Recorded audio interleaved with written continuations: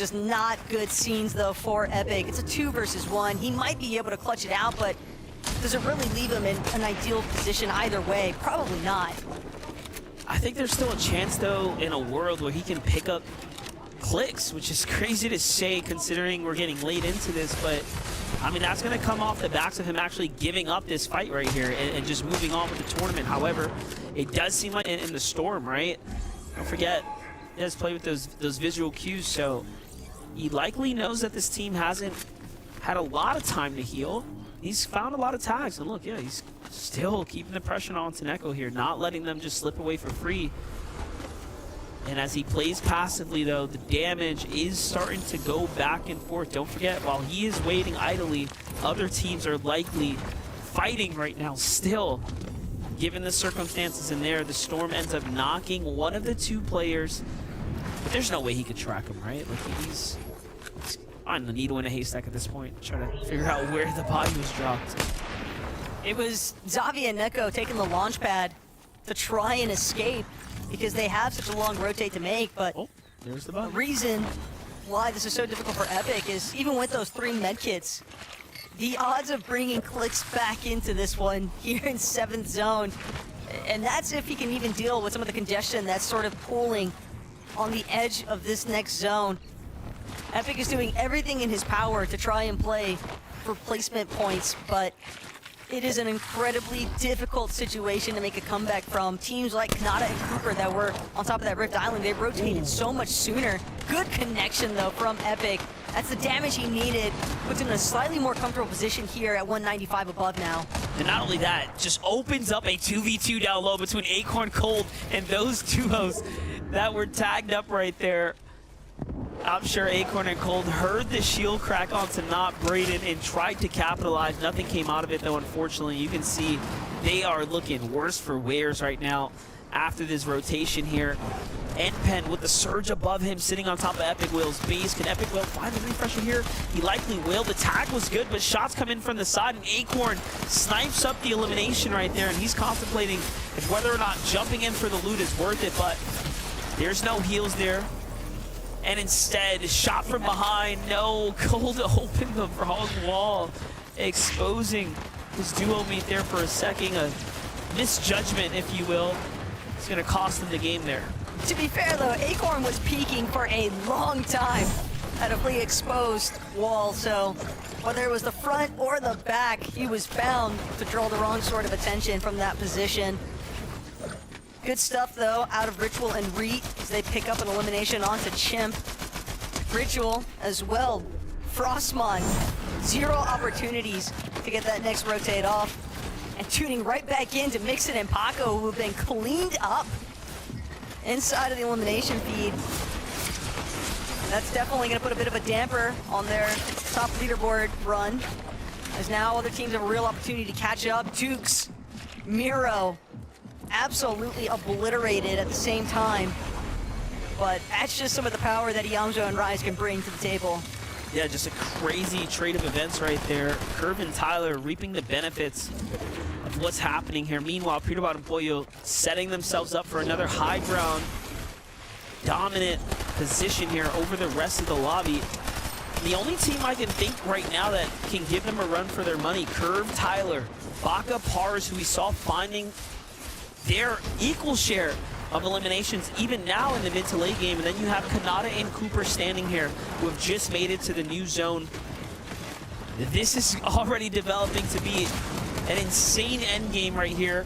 Meanwhile, Muzz and Paper finally finding their footing right now, but is it too late? So far in the storm here, Muzz with the tech trying to dive across, but unfortunately didn't have the HP to survive it, and now it's up to Paper to try to fend for himself here as a solo. Nearing a top 15. This is a lot of points here available. This Paper desperately needs it.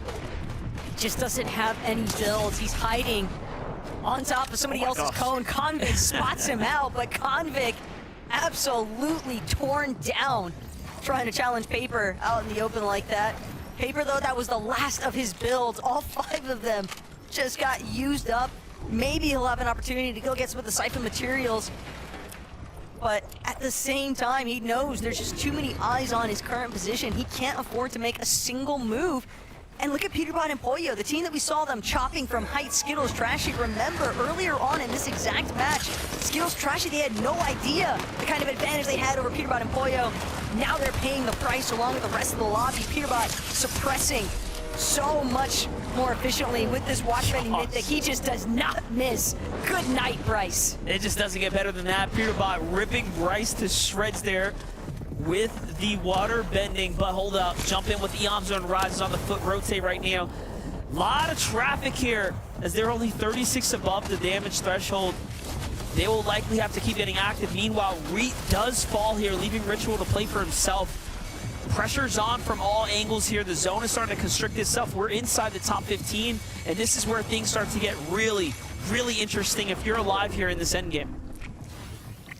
Keep in mind, this is Reet and Ritual's backyard, just about. Reckless Railways, the final moments of this third lobby. Kanata still as a solo, still trying to make it work. Iamzo opens up the wrong wall, pays the price.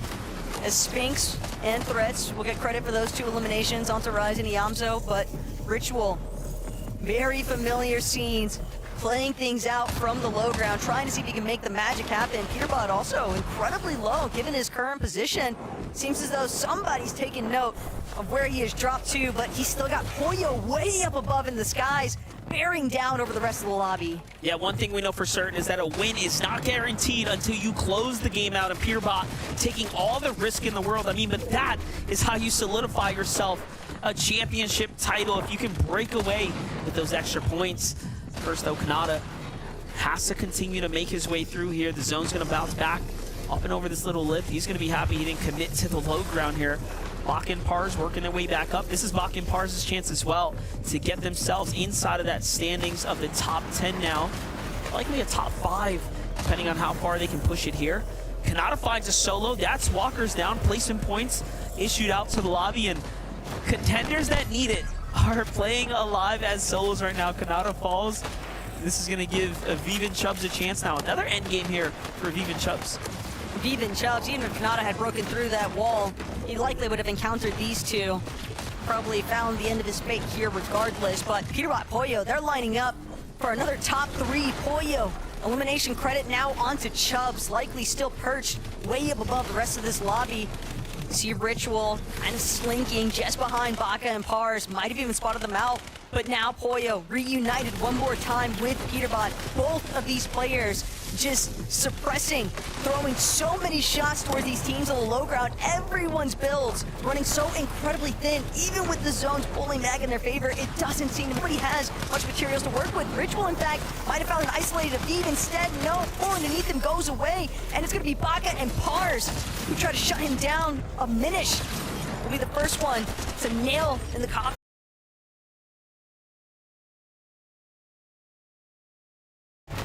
These two, and now Baka Pars again. And just so much chaos breaking place. Here comes the high ground teams looking to clean things up in the 2v2. Once again, this time though, Peterbot is going to have to lead it. But the team on low ground, Baka Pars, no shields, and Pollo is fully healthy, so he jumps in, finds Baka with a huge tag here, and they are successful in the end as Peterbot and Pollo take a second and then first place, bringing the Thunder in game number 3. It's like they were building up for this moment. I mean, Vivid asked for it. I want to see these guys take a victory royale at the halfway point of day 1, and deliver they did. Third in lobby 1, second in lobby 2, first now in this third lobby, MDF. That is an impressive run so far here in day 1 of the Grands. Yeah, it's nice to see them do it during the weekend. That, of course, matters, right? Taco, they're coming in, they're stepping up, and they're putting the numbers down. They could not have picked a better time to really come alive, because there were definitely a good amount of doubters. There's certainly so many haters as far as Peterbot and Pollo are concerned, but despite it all, they are just continuing to flourish here in the first day of the Grand Finals. And if they keep this up, MDF, they're already starting to run away with it a bit in the leaderboard. Even with that 1.5 times point amplifier, it's going to be tough for anybody else to catch up. That's right. Well, we do know anything can happen. That's the halfway point here. Peter Bot and Pollo putting up the big points. Zeke, I'm sure the standings now are looking like a runaway train. We're not allowed to do this. Did you guys not read my script? No? Okay, well, it happened. Vivid, you got what you asked for. Peterbot and Pollo put down a victory royale, and as the casters called out, a third place game 1, second place game number 2, and now the VR. These are scary, friends. Very scary. I mean, did anybody really expect this to go any other way? The thing that I love so much about these like set lobbies, right, and